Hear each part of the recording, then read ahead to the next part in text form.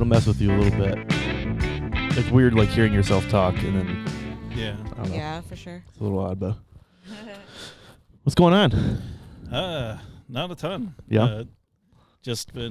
We just had our show last night. So. Oh yeah, how'd that go? It was the weirdest thing we'd definitely ever produced. For Really? Sure. Oh yeah. What was the format? It was different than what you've normally done, right?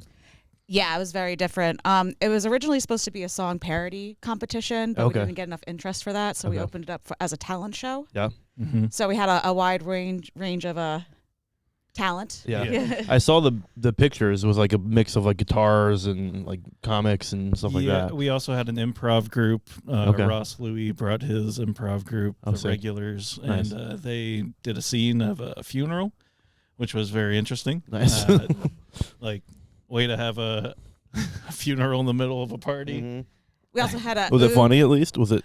It definitely had its moments. Yeah. Yeah. Then we also had a Oog Sugget of Og, who's also known as Ted the Impressionist. Oh yes. Yeah. So that was a treat for everybody. Yes. How was he? I haven't seen him in a while. He was on brand. Yeah.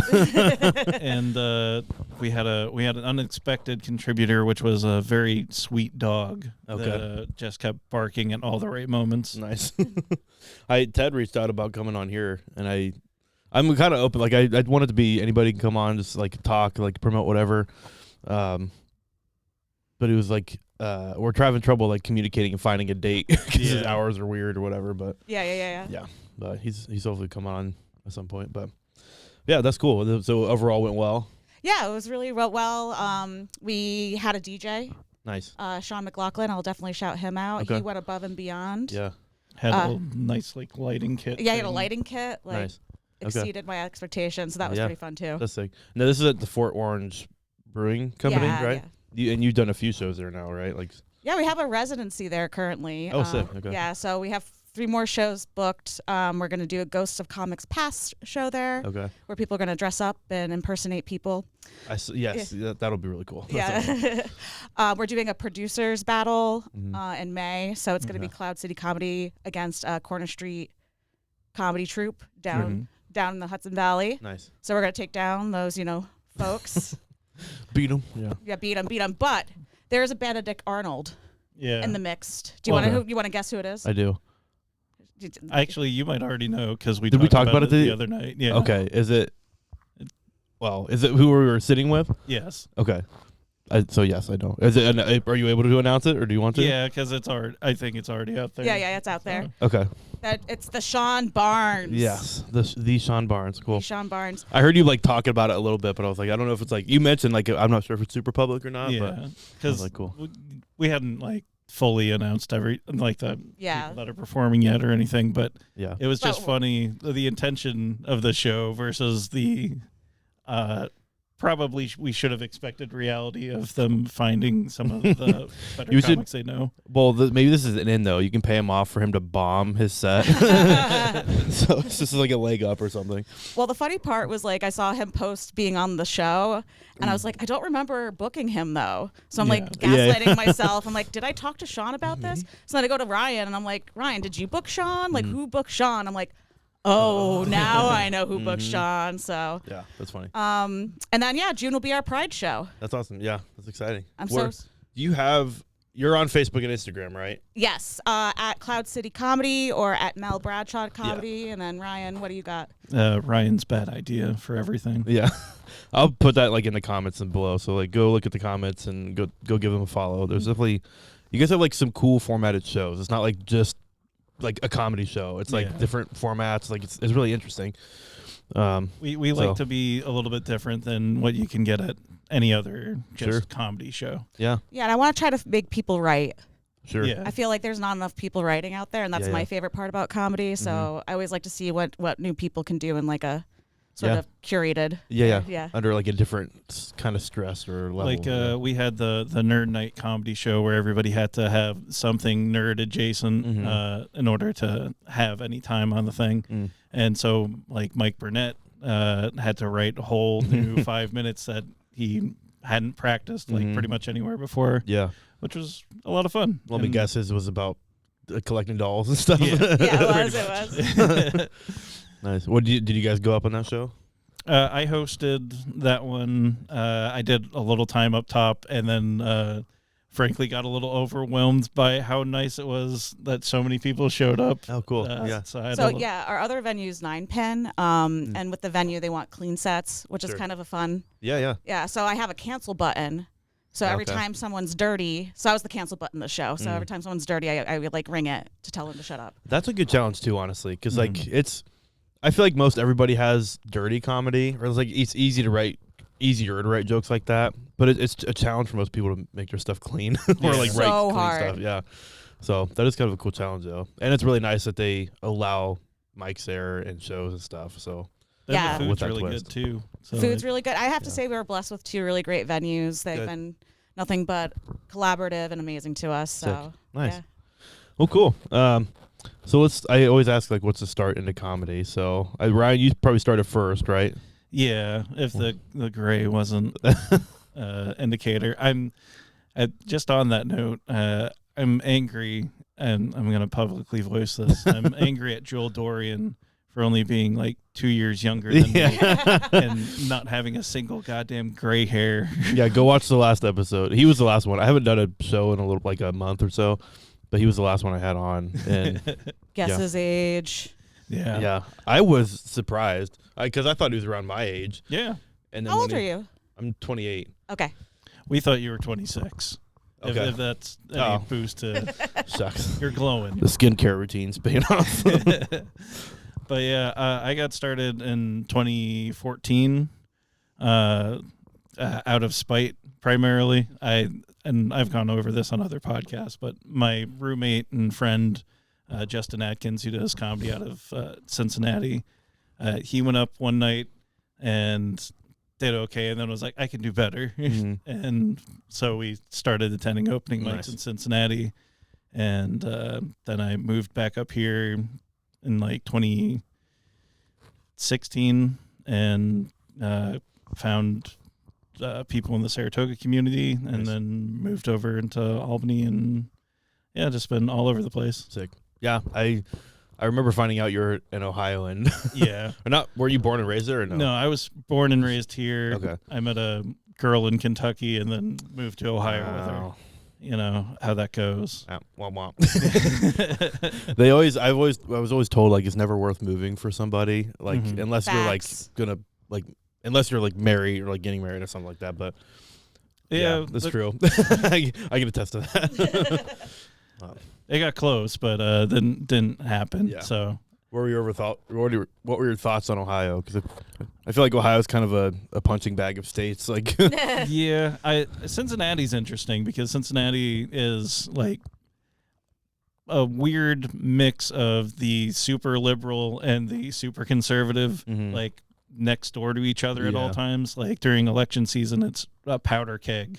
Like you can have a full red block and a full blue block right next to each other, and they, hand each other mail, and you expect sometimes a fight to break out. Yeah. That's a lot of Ohio because there's so many bigger cities and like bigger like pods of people that tend to lean more liberal, and then there's like all the country is mainly like Republican, and it's quite the mix. You get quite the clash sometimes, but and the proximity to Kentucky, like just being over the river, like their comedy club, like their Funny Bone, I think, is in Kentucky, unless they moved. It might have been in West Liberty now or something. I don't remember. But for a while, they were calling it the Cincinnati Funny Bone, but it was in Covington. Like, yeah. There's a Louisville comedy club down there too. Like there's a few in that area, I think. Funny Bone is the club though for Cincinnati. Is it? And great club. Saw a lot of great acts there, and they have their own funniest person in Cincinnati competition. Okay. Which is a lot of fun. Brouhaha. Nice. If you've ever heard of that sometimes happens. Aside from that, Cincinnati in Ohio as a whole, I find pretty boring. Yeah. Good people, but very boring. Yeah. I'm partial to it because like I grew up there, but I was very like rural area. Like my school was like a K through 12, so like everybody went to the same building, and it was pretty small. But like if I like going back to visit family, but then I like to go to like the bigger cities around like Columbus or Cincinnati, Cleveland, just because there's stuff to do and there's Cleveland mics sucks, to hit. man. I hate Cleveland. Yeah, I've only stopped there in passing. I stayed there once in a Red Roof Inn. That's mistake number one. Yeah, mistake number one. There were a lot of working ladies throughout the area. Uh-huh. And the most disconcerting thing was my whole room smelt of bleach. Like Yeah. really, really strongly of bleach. Yeah, it was covering up crimes or I don't something in there. I don't know. Yeah, so that's my memory of Cleveland. Yeah, I stayed. There's been a few times I've stayed, and I've stayed like downtown, like kind of the nicer area. So I think I've avoided like the outskirts enough to not get that, but I do get that. There's some rough parts of Cleveland. Yeah. Wow. There's good food though. Like I can't remember. One of the best pizza experiences I ever had was in Cleveland. Okay. But it was also probably because it was like desperation pizza, like long road trip stop. They had, I don't even remember the restaurant, and it was one of the best pizzas I've ever had. But not enough to remember the name of it. Yeah. How good is it really? No, that's fine. So doing comedy since 2014. Yep. Back in Albany area since 2016. Yep. All right. Nice. And yeah, I've also performed in Maine, and Chicago, nice. and pretty much all over the eastern half of the United States. Yeah. That's cool. That's awesome. Mel, what was your start? Well, not to go into politics, but I don't think if Trump won the election, I would have gotten into stand-up. Okay. Because I was like suffering from such a existential crisis.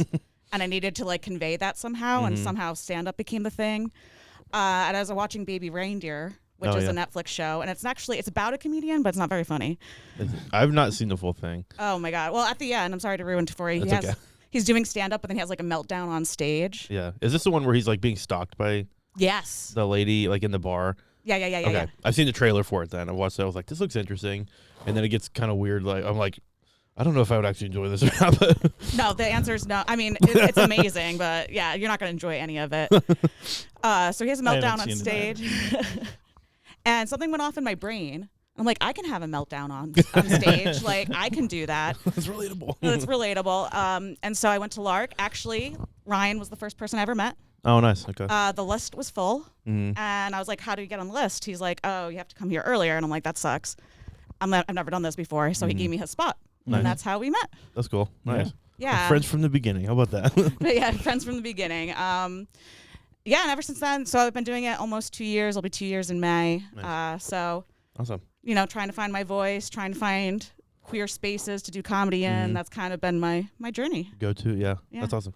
So what's your like favorite places you guys have performed? What do you like? I mean, I do love Fort Orange.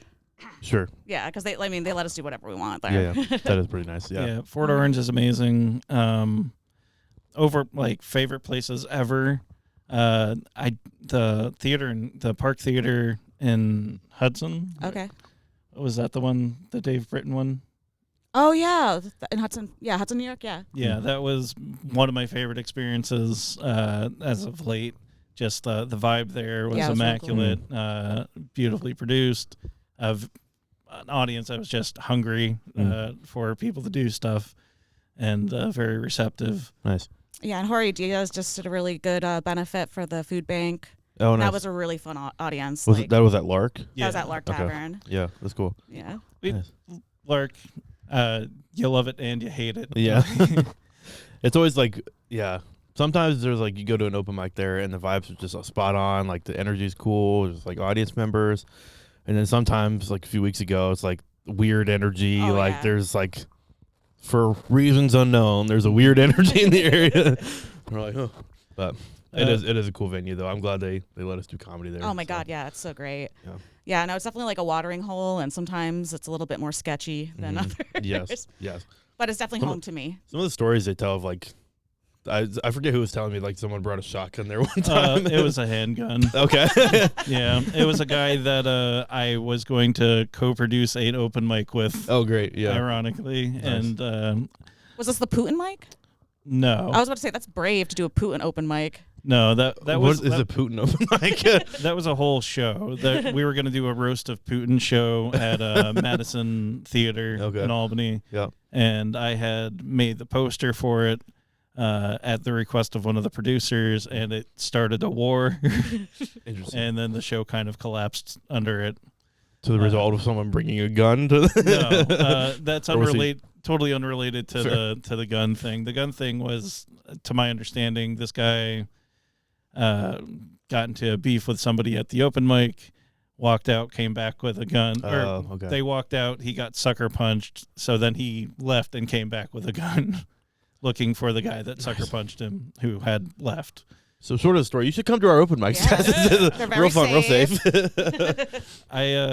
Speaking of favorite shows and experiences, one of my favorite things that ever happened in Cincinnati, we used to do this mic at a pizzeria, Goodfellas.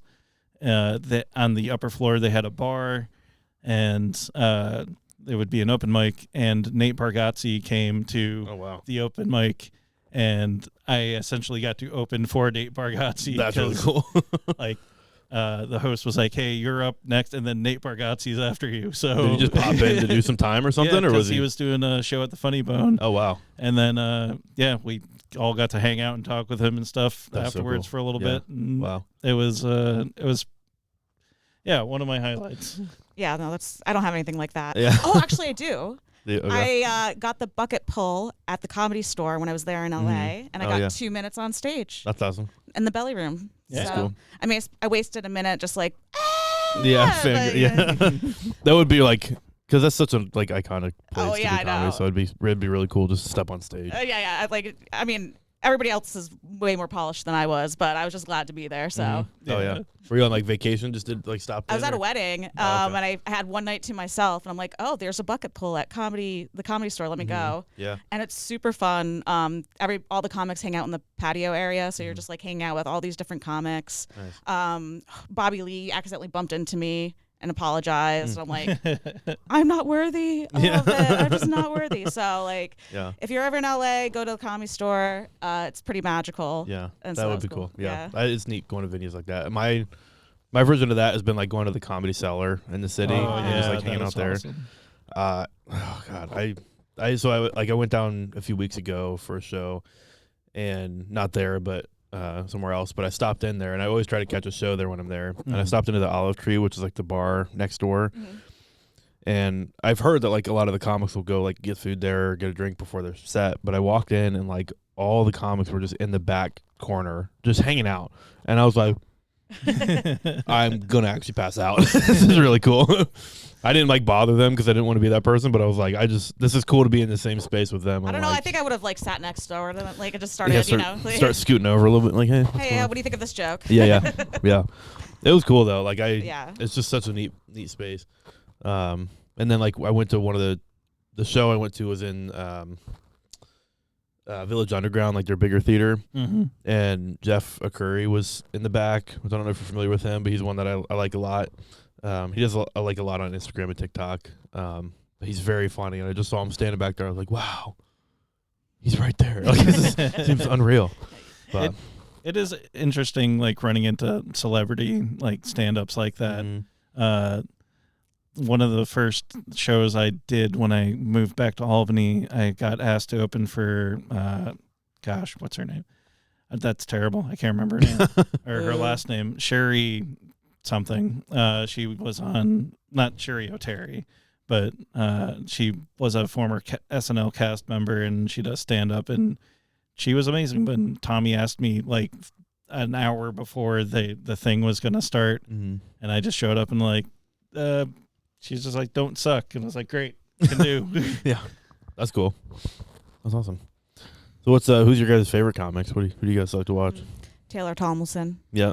By far my favorite comic. I actually flew out to Michigan to see her Netflix taping. It was in a church. Oh, wow. I remember you mentioning that before. That's super cool. Yeah, it was really cool. And it was actually cheaper. It was cheaper for me to see her in Michigan for the Netflix taping than it would be for me to go to New York City. That's crazy. Isn't that crazy? Were they selling tickets cheap to fill the space or something? Or yeah, I mean those tickets were much cheaper than New York City, and then it was a $200 plane ride. Yeah. And then like an $80 hotel room and Sure. yeah, Red roof in with yeah, some. yeah. As soon as you get over the hair in the bed and the bleach smell, it's fine. This one didn't have any bleach. Yeah. It was formaldehyde.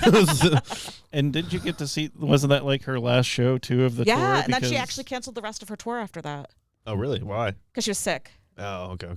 Yeah. Well, she's taking off big. She's so young. She's like doing really well for herself. It's really cool. Yeah. Look at you. When I saw that's what actually got me into stand up in general, because I saw that, and she talks about bipolar disorder, which I have as well. And I was like, finally, somebody is like speaking to me of having this condition that's not super dramatic, you know, super funny. So something to relate to. Like it's it's cool. I also had her sign my Klonopin bottle when I met her. So is that like framed in your house? Yes, like is it really? It 100%. Get like a shadow box, like saying, yeah, absolutely. It's in the corner of the room. When you it's like on my mantle. That's So really like, she's like, really great. she's like, yeah, she's like, this never has happened to me before. When I like handed her my Klonopin bottle. Yeah, it's funny as hell though. It's really funny. So Taylor Thomas, what's your go-to? Who do you like? Probably my favorite is probably still Patton Oswalt. Oh yeah, like I've classic. Yeah. I've seen him a few times. Met him in Chicago. For Chicago Comic-Con, he was there with Brian Posehn and Kyle, God damn it, the voice of Comedy Central. Gruff guy, used to drink a bunch. God damn it. You need to write down these names I know before you what to get. say. Yeah. Anyway, they were great. They were so funny and so like generous with their time. Like they were just doing like meet and greet kind of thing, and then because it's Comic-Con, they were also in the bar lobby later in the evening. So like I went and nerded out there and then got drinks with them later. And it was and also the show was amazing. That's burned in my brain, and also like just his breadth of stand up is phenomenal, and you can see like growth, like from just open micy kind of jokes to talking about his wife's death. Sure. And the trauma of that and making that funny. Yeah. Like, that's like, I really appreciate like professional comics that do that and do it well. That can like just change like a really hard topic like that into something you enjoy watching. Like the best specials I've seen are people that do that. Like Mark Maron, he does a good job doing Sure. that. Yeah. totally. Well, nice. Who's the biggest comic you haven't seen yet, but you really want to? I really wish I had gotten to see Bob Saget before he passed. Like that was one that was on my bucket list. Do you want to hear my Bob Saget story? It's really random. Yes. Definitely. So when I was at Cornell back in like 2010, I'm going to say, I was underage. I wasn't 21 yet. Bob Saget was doing some sort of television show that never got picked up. Okay. But anyways, he decided to film a frat party at Cornell. Okay. So I got to be an extra at this frat party at Cornell with Bob Saget, and all these girls were like throwing themselves at him. And then I ended up getting kicked out because I was underage and I was drinking beer. And I'm like, what kind of fucking frat party's that? Yeah. It's not a real frat party. What the hell? That's funny. Yeah. That's interesting. What a weird. At least you got to see him. That's cool. That's the only time I saw Bob Saget. Yeah. I'm so jealous. I wish I could have been underage at a frat party with Bob Saget. He probably had a really good night. I'm sure he did. He probably did. Yeah. I've Was it a Full House? I'm sorry, it was dumb. Or is it? Okay.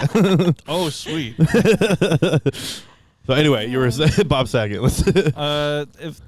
But aside from somebody who's living that I haven't seen that I really, really want to see,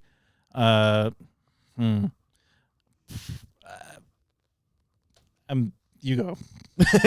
I know that's a hard one. Or it could be someone that is not living anymore, which is Bob Saget. But yeah, I mean, mine would be Andy Kaufman for sure. Okay, if it's like a dead comic. Sure. I mean, why not? Yeah, or John Belushi. I mean, yeah, I could do dead comics all day. I'm trying to think of an alive comic though. I want to see Tig Notaro.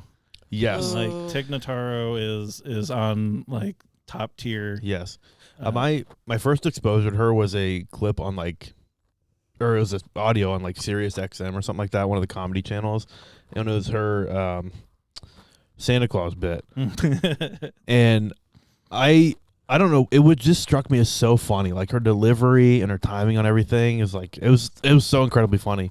But now I listen to the Handsome Pod all the time with her and like Fortune Feimster and May Martin, and they're so funny. Yeah. I'd love to see her. I haven't listened to that podcast yet, but I've heard her other show where she meets famous people because she doesn't have any sort of like cultural connection to things. So like she's meeting super famous people and just being like, so what do you do? And it's so goddamn funny. Yeah, that's awesome. What were your comics?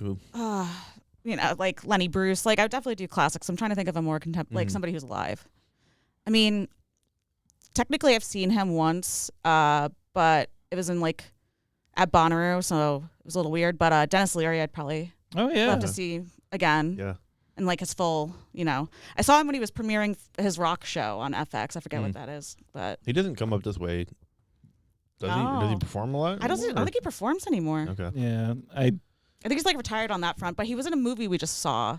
He was in a Christmas movie that we just saw with also Goldie Hawn or somebody. Yeah. Yeah, you don't know any names, do you? Right now, I'm usually like movie trivia person, but today my brains, I'm just a little too high, I guess.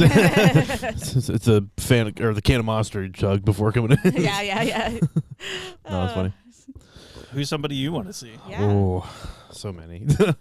If it was a dead comic, I would love to see Ralphie May just because he's so funny and just so different. Like there's really not anybody like him, and he got away with a lot on stage, but I think it's just how he carried himself, So I'd love to see that.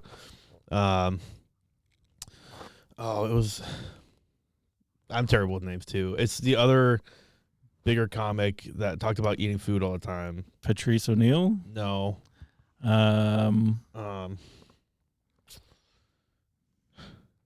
He's like he had like the "you scare my wife" bit. Oh yeah. I don't remember his name, but I would love to see him. If it's someone alive that I haven't seen, I would love to see Brian Regan live. Oh yeah, because my family grew up watching him, so like I just got. You just gotta go to Vegas, I guess. I guess so. Yeah, I didn't know he performs there a bunch, but he does. So he has like a residency somewhere. I thought. I think so, but yeah.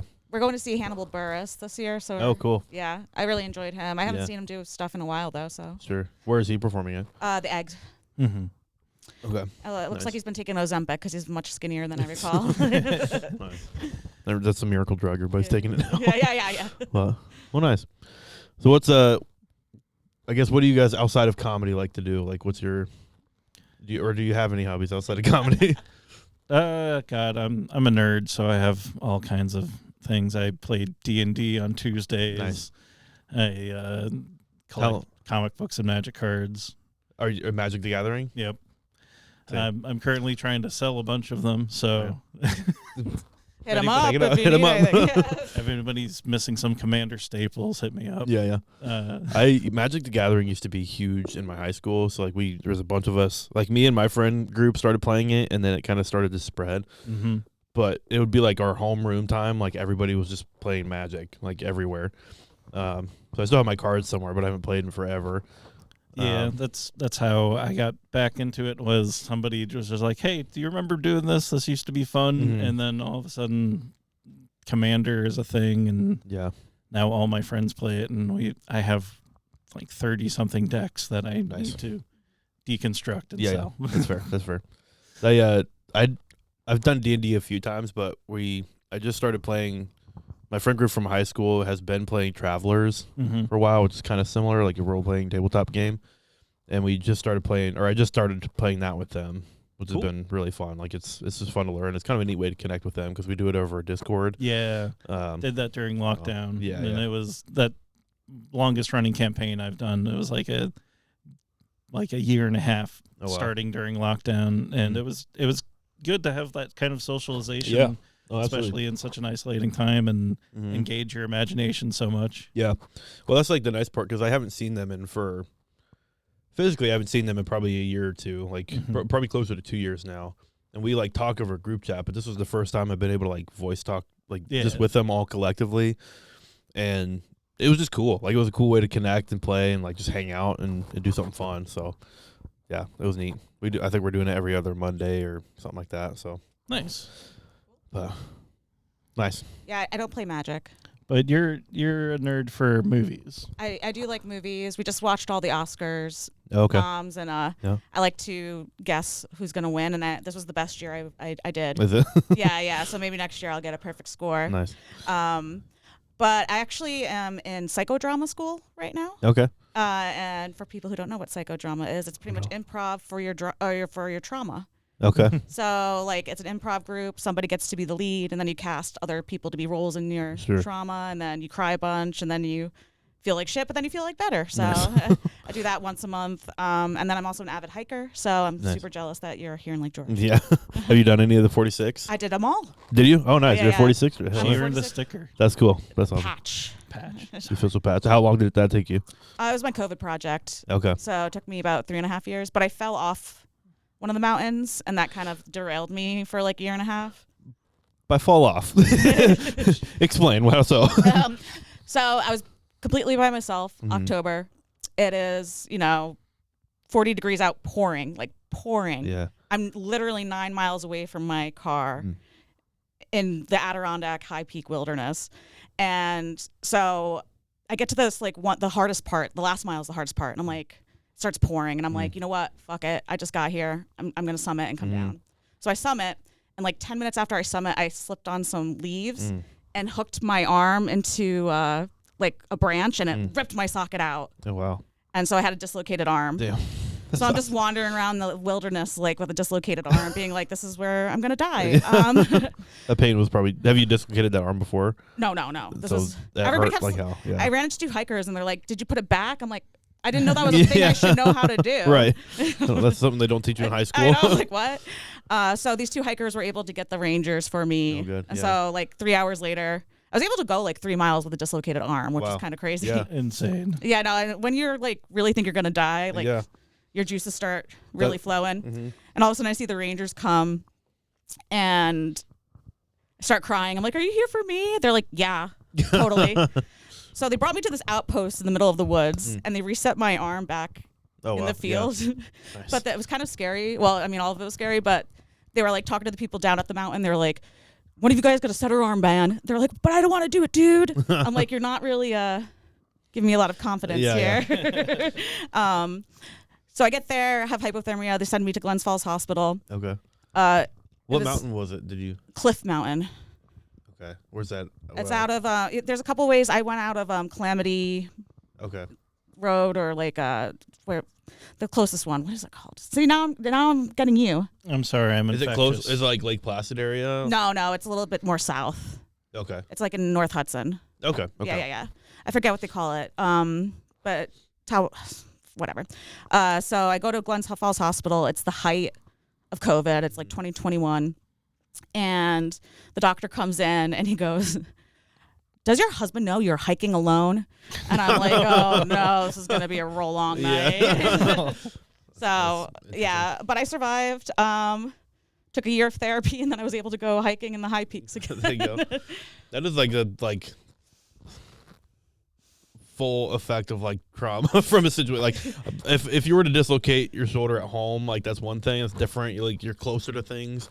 Doing it in the forest by yourself, especially. Yeah. I'd be like, okay, I'm just gonna lay down and let happen what happens. I was definitely in denial. I was like, this isn't bad. I could drive to the doctors. Yeah. Meanwhile, my arm's dangling like this. Yeah. I'm like, ugh. Dang.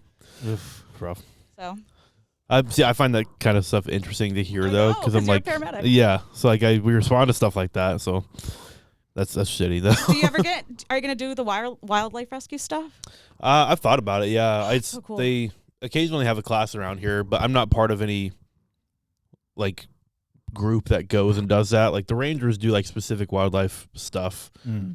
They're pretty good about splinting injuries or bleeding control and stuff like that to get them down. They typically dislocations they don't do in the field too much, because you want to get x-rays first to make sure nothing's broken. Yeah. So that's probably why he was hesitant. I would be hesitant to try to reset an arm, but yeah, they're like, it's gonna be a long night, dude, if you don't reset it. And I'm just like, oh my god. Yeah. Yeah, it would be interesting though. The only thing we're allowed to reset is like patella because those get dislocated fairly easily, and all you have to do is like put inward pressure on it and have them straighten out their leg, and it'll pop back in place. And I got to do it one time, and it was really cool. Do you get to? Do they just like chill after that, or do they go to the hospital? They don't have to go to the hospital if they don't want to. They don't even if it's still dislocated, they can refuse to go to the hospital with us. But I think that guy signed off and just wanted to go home. So wow. Yeah. I'm sure you have really crazy stories from your paramedic duties. Probably. I don't know. Some of it seems so mundane to me now. So like I have like the crazy stuff that I talk with other like medics about is I don't know, like cardiology stuff or like crazy things. But like if I talk to my friends like that aren't in first responder stuff about like my everyday, they're like, "Oh, that's crazy." I'm like, I didn't really think that was crazy. I don't know. Does that make sense? Yeah. So like their blood pressure was crazy, man. Your water cooler conversations are different than other people's conversations. Yes. And I do have to be careful about that sometimes. Yeah, HIPAA and stuff. Well, not the HIPAA side, but like just sharing what other people consider gory is not what I consider gory. Very true. So I'm like, be sharing a story like my family, like, "Oh, you look queasy." Oh, it's probably because of me. But yeah, that's interesting though. I'm glad that you're a 46er. That's cool. Cool brag. Yeah. Sorry, you had to take a rough road to get there, but. And she's got photos and stuff. Like you got a whole book that showcases. It's definitely an adventure. I highly recommend everybody do it who can. Yeah.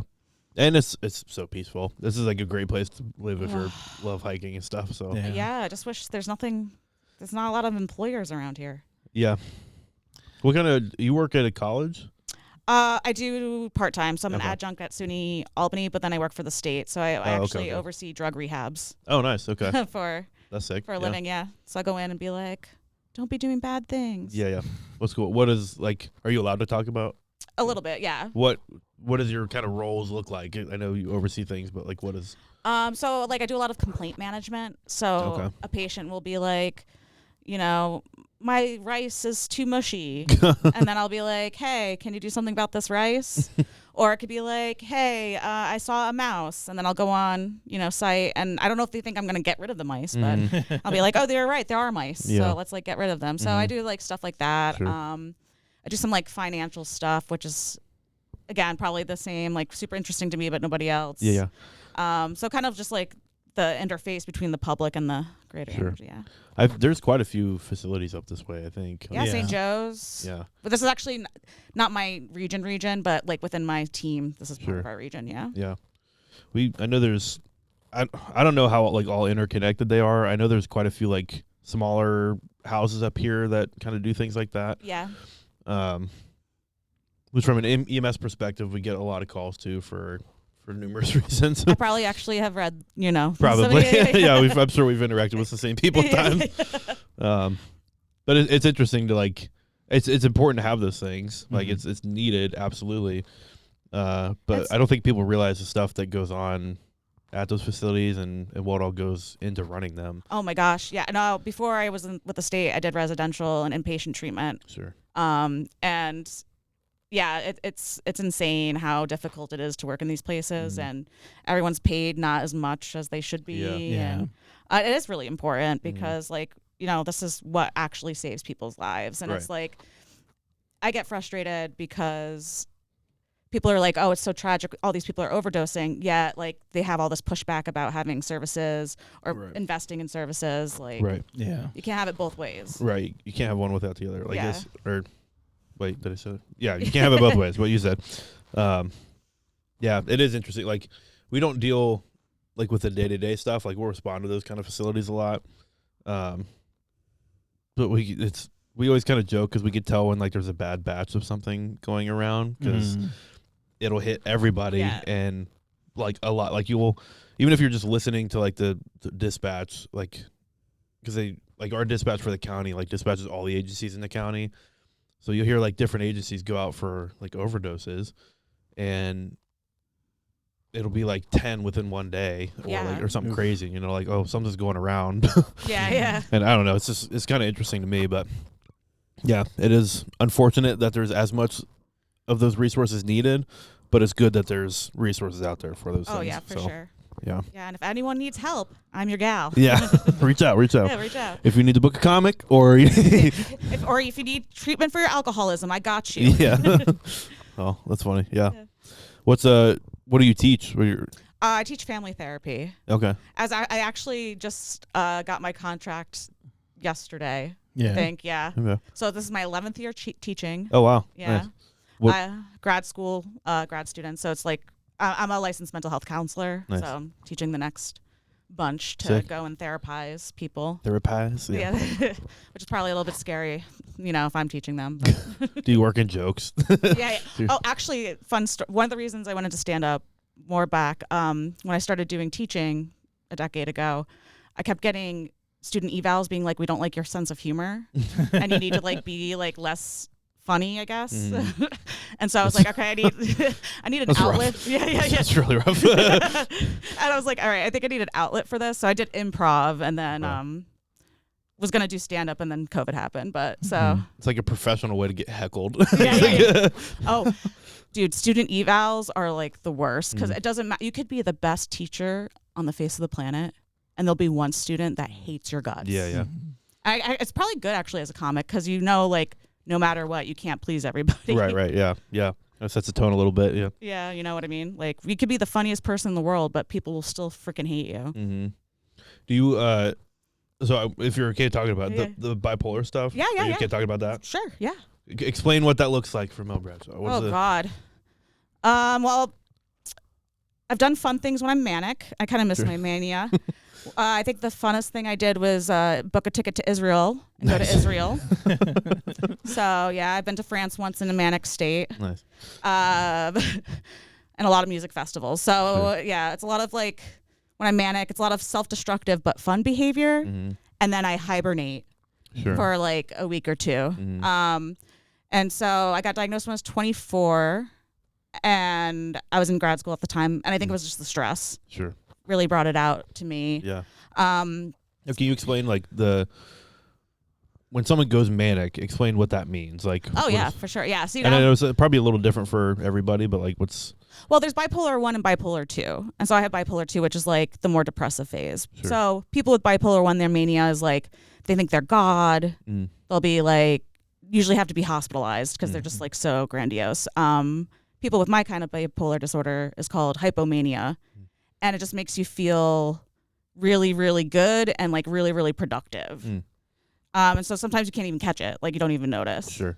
And it can compensate for periods of depression. So like in college, the way this looked is like I'd get hypomanic and I would stay up for 3 or 4 days, get shit done, think I could write a book, like kind of, Sure. And then, I'd crash from that and be unable to function. So it was interesting. I mean, college was actually pretty good to use that because you can kind of like do your schedule, but when you're doing 9 to 5s, it gets a lot much more difficult. Yeah. And so it like tends to come in waves quite a bit, right?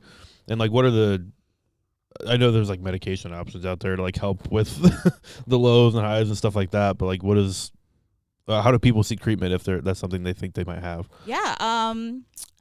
I've actually had my psychiatrist for the past like over a decade. So the way I got into it, actually I've been in mental health since I was 17. Sure. So I guess like backtrack, I was always mentally ill.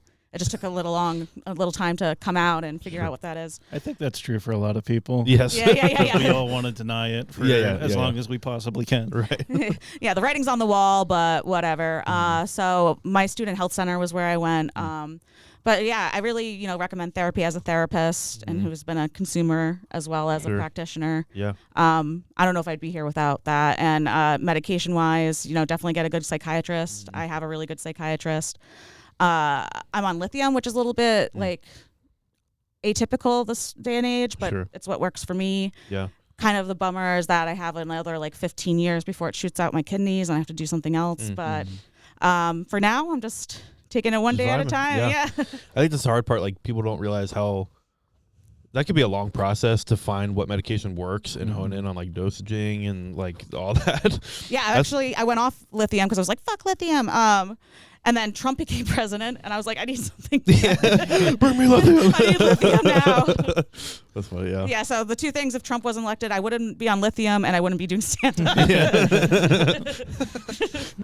So there's a positive out of it, at least. You got into something you enjoy. So what's something you wish like people would understand about bipolar that they, or you would want people to know that they might not have a good understanding of? I know these are questions on the spot, but they're no, I like them. I like them. Just I think for me at least, like just because I look okay doesn't mean I have. And I think this goes for many mental illness. Like I might be struggling a lot. Like you don't know the emotional baggage people carry, and I think with bipolar disorder sometimes it's just really, really, really hard for me to function. Like there are times where I'm like, I go to work because that's all I can handle, and I need money to like survive. And then, that's all I can do that day or that week. And I think people with mental illness, what I say to you is like, give yourself some grace and compassion. Absolutely. Yeah. That was really hard for me because I would get really pissed at myself when I was like, I needed a break or I needed like some time to recharge or whatever. Right. Yeah. So giving yourself some grace and compassion goes a long way. I think that goes for almost everybody too. I thank you for speaking on that, because every time I encounter someone that has like something that they feel comfortable talking about along those lines, like I want them to share information about it, because one, like as a healthcare professional myself, which is weird saying because I do comedy and I talk about weird stuff, but as a healthcare professional myself, like I think it's important for people to have a good understanding of those things and like know what goes along with it, because I think there's a lot of ignorance around like mental health issues and just healthcare things in general. So thank you for sharing. That's really cool. Yeah, and people who think bipolar like is this something that happens really quickly, like in a day, like you're bipolar because you have mood swings, and that's not bipolar disorder. Right. Bipolar disorder is the seasons, not the the temperature out. Yeah. So I think that's also important to know. Or sometimes, I've heard people say like, "Oh, I think I'm bipolar." Like, no, you're just a jerk. Like you need to go take a nap or something. I don't know. Well, I have that with autism. I'm like, no, you're just a little bit awkward. Like it's not pathological. Yeah. Oh, does that? I don't know if it gets under your skin. There's a lot of jokes or people like comics that'll say like they're autistic. Yeah. Or, like they'll really lean into that, and like some are, but some aren't, and they just like blame other things on that. They've learned some therapy language and like, oh well, I'll use this. Yes. Because that sounds like it's me, but they haven't actually been diagnosed or sought out. Well, my thing is like, why are you pathologizing like awkwardness? Like, especially in stand-up comedy, we're all awkward. Yeah. Like, do you want to be autistic? I guess. Okay, if you want to, like. Yeah. Like it took Mike Lawrence like 20 years to get an autism diagnosis when I guess some other people would clearly be like, no, you're probably on the spectrum. Yeah, you can probably guess it right away. But that's how I feel about when I was coming out as bisexual. Same thing. They're like, are you sure you're bisexual? Did you go to a doctor? Like, does this require a diagnosis? Are you sure you're just not a little straight? So like, I always like bring it back to that. What kind of test would that be? How do you go to a doctor and be like, hey, I need you to help me to know if I'm bipolar or bisexual or not? He's like, okay, here's there's some naked pictures of people. Yeah. Here's a flip book. Which ones do you find pretty? Yeah. I worked in a sex lab in undergrad, and I wasn't part of this experiment, but I thought it was really cool. They had a bunch of bisexuals look at porn, and they put eye tracking data on their eyes to see what body parts they gravitated towards. Interesting. And it was usually the butt, which makes sense. Yeah. Yeah. Because everyone has a butt. Everybody has.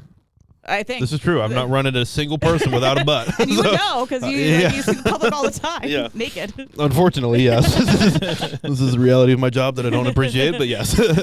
Okay, so a sex lab. Let's talk about that. Yeah. What did that look? Oh, it was. It wasn't as like no one was actually having sex in the lab, but the study I was on was what essentially the question was, is casual sex good for you or not?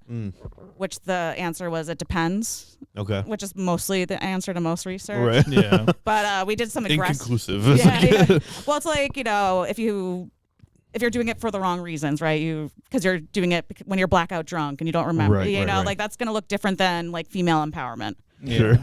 Like interesting. Or like your sex attitude's also gonna do that. So we surveyed a bunch of people over and over again. I'm trying to think of other things. They had a lot of trans development sort of research going on there. Was this through Cornell? Yeah. Okay. Yeah, the Cornell Sex and Gender Lab. Wow. Cool. Interesting. Yeah. That's interesting. That's kind of like it'd be interesting to see like the studies and how they process stuff. Like you never would have thought of like doing eye tracking for that, but that makes sense though. It does, yeah.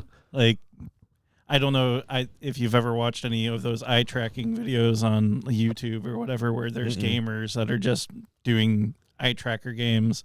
But like those eye tracking studies do kind of reveal a lot about people.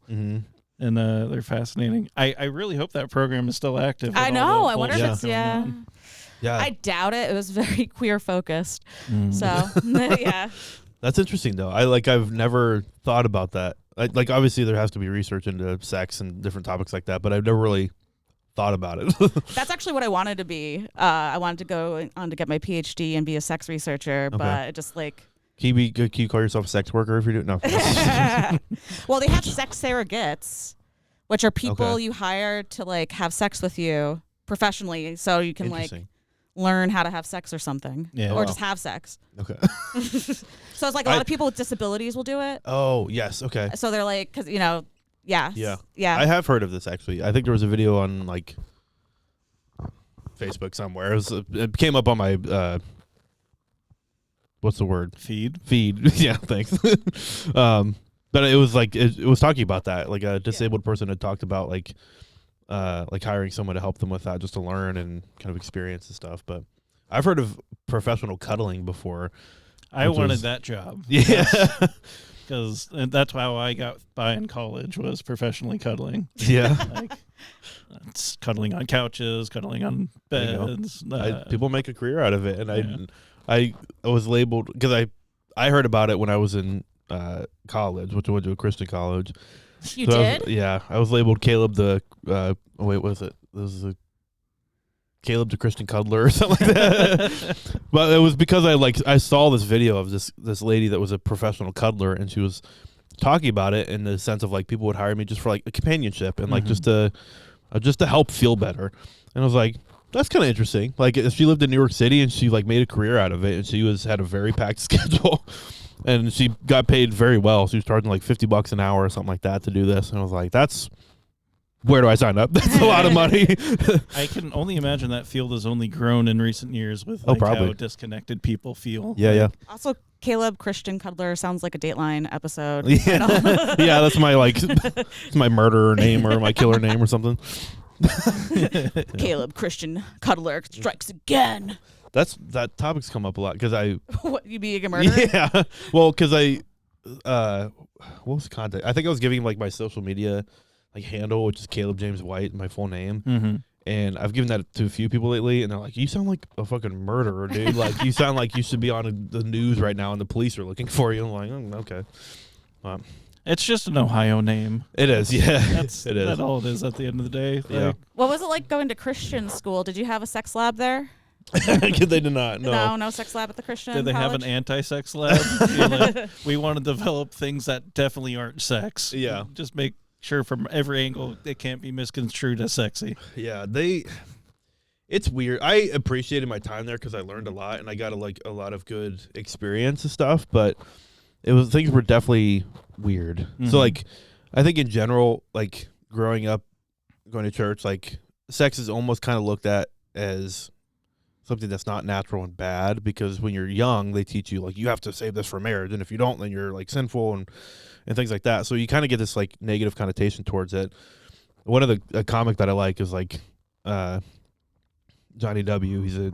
He talked about that. He was like many other Christians, I grew up in a Christian home, and I learned extreme shame and stuff from my body. But it's kind of that connotation. It's like I think a lot of sex was like looked at as just a negative thing instead of like I actually my church growing up took me to a sex ed class. Like we had a sex ed class in church that was like actually educational, more educational than the one that I got at public school. Sure. Because they went into things like they asked, how do you feel about?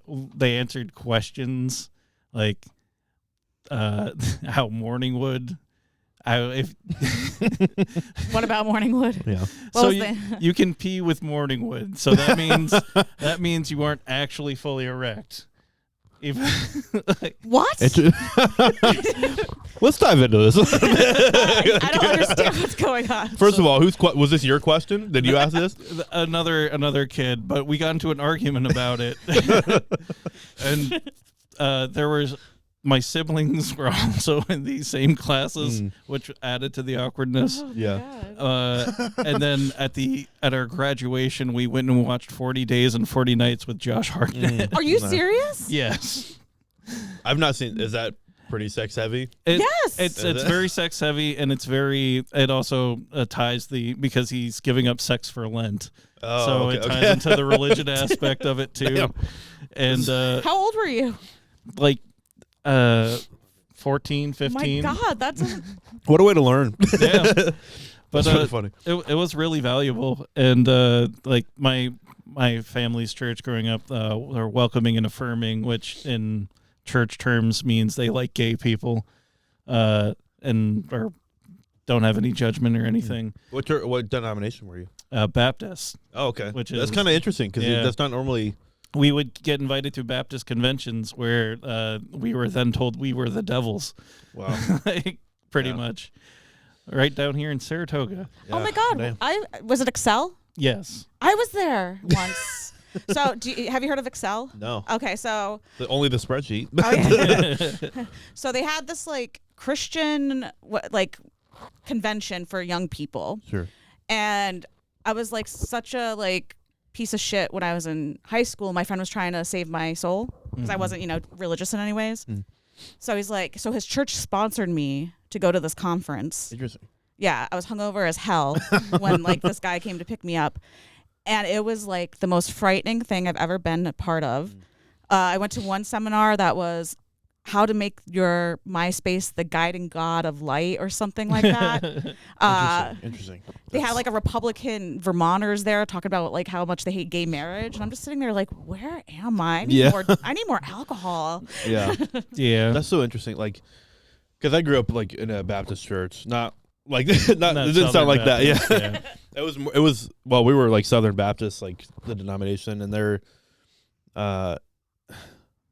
it was interesting to me the idea that religion got in the way of the Bible a lot. People kind of if you take I'm still trying to figure out what all I believe, so I'll put that out there. But if you take scripture at its literal value, people would kind of pick and choose from that, and then just build their own belief system separate from that, and the idea that love and forgiveness is, or the idea of love and forgiveness that's taught in the Bible is not really in a lot of religion now. It's it's just really people that are kind of full of hate and really rude. Yeah. So it's just so interesting to me, the different experiences people have related to that, and how that turns into MySpace classes. My favorite part of my experience at that was they would have music evenings. I forgot about that. And they had bands, and they had this band that was members of an actual popular band that was on the radio that were offshoot, and they're we're going kind of back to our Christian values, and they're called Mercury Rising, and Mercury Rising. Yeah. Interesting. I don't know why. And I feel like we want to keep Mercury really low. Isn't that a bad? I don't know. They were a Christian band, and so that they talked about God in their songs and stuff, but they were metal-ish enough that they would say fuck and stuff. And they opened their first song, dropped an F-bomb, and they were immediately rushed off the stage. Really? By all these little old dudes in sweater vests. Yeah. and all the kids there rioted because we were having a good time.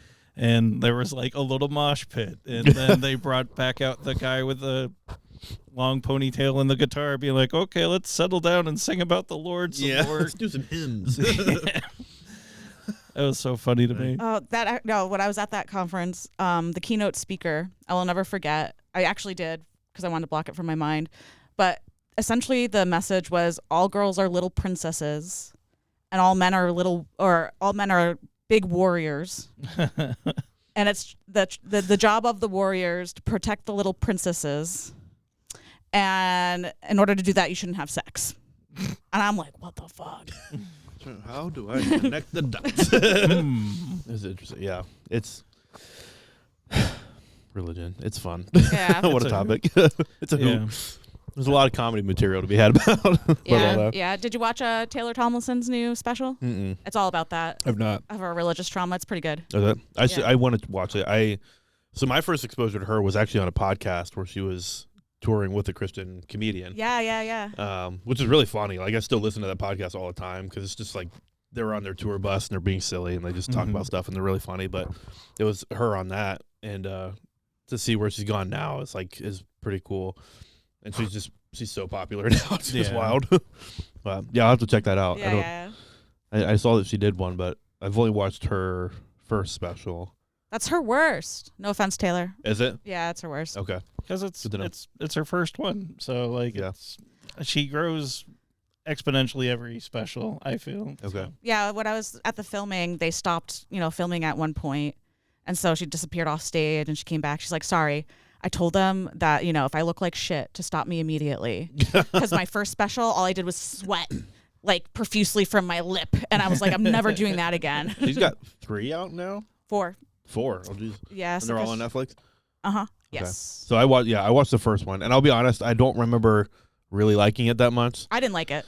So I'll give her a second chance and watch the rest of it. But do number 2, Look at You. That's my favorite. Okay. Yeah. But number 4 is the religious trauma. So I guess pick your poison. Okay. Yeah. I'll give them both a shot. I love watching specials, so I mean, Have It All is good too. Yeah. Yeah. She's my dream is to open for her. Mm-hmm. That'd be sick. Yeah. That would be sick. Yeah. Yeah. Well. All right. What are we talking about now? Let's see. We've covered religion, politics loosely. Yeah. Being lost in the woods. Dislocated arms. Dislocated arms. Ohio. Yeah. What's do you guys have any shows coming up you want to plug or? Yeah, actually, we've have a talked show. about it a little bit, but yeah. Wednesday at 9 Pin. Okay. We're gonna do Clean and Queer. Do you want to come? If I'm not working, I might be there. Yeah. Come. We still have spots, so if people want to sign up, kind of with our 9 Pin, we are doing like a structured open mic in a way. So we have people pre-register and kind of go from there. Yeah, we found that the casting call model of pre-registering for these open mics like that works better than hoping people show up if it says open mic on it. Yeah. That's fair. And and then we can also arrange people better. Yeah, we do bribe with some prize money. Sure. Mm-hmm. Yeah, nothing crazy. Yeah. There's that, and then our next one would be Ghost of Comics Past, which will be April 17th at Fort Orange. That's cool. Yeah. Are you can you drop what kind of comics to expect there? We have a Chris Farley. Okay. Yep. Gilbert Gottfried. Okay. I'm gonna be Catherine O'Hara.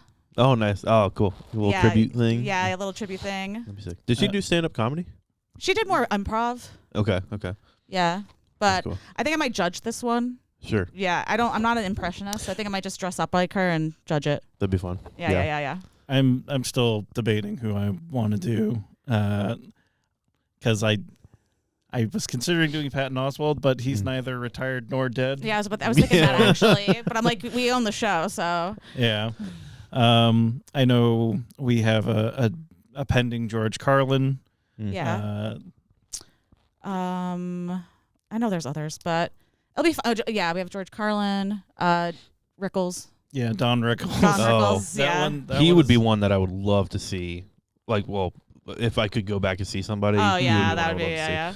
But yeah. Yeah, so it's still a little bit fluid, I have to say. People are like, I want to do it. So yeah, I think it'd be hard for me to try to learn someone else's set and act like them in that sense. But if people could pull it off and do it well, it'd be a really fun show to watch. I'd love to see it. Years ago, I did one in Albany, and I did Greg Giraldo for that. Okay. Which was difficult. Because he is so quick, vocally. Yeah. But I went through it and it was fun. So I'm very interested to bring this format back and We got the blessings of some of the people that originated it. So Cool. like we're not saying that we stole it anything whole cloth. Or actually, this is Ed Smythe brainchild, or Ted the Impressionist Yeah. brainchild. So Has he done a show like this before? Or Yeah, Has yeah. he? Okay. many times. Nice. Yeah. No, we work closely with him, and he's like, "This was fun." And I'm like, "All right, let's give it a try." Yeah. Well, that's awesome. Yeah. Working, so Instagram. Instagram, Also Cloud City- Facebook. And yeah. Facebook. Cloud City Comedy, Mel Bradshaw Comedy. Okay. If people are interested in signing up for an open mic, they reach out on there. Yes, Yep. or cloudcity@gmail.com. Cool. Yeah.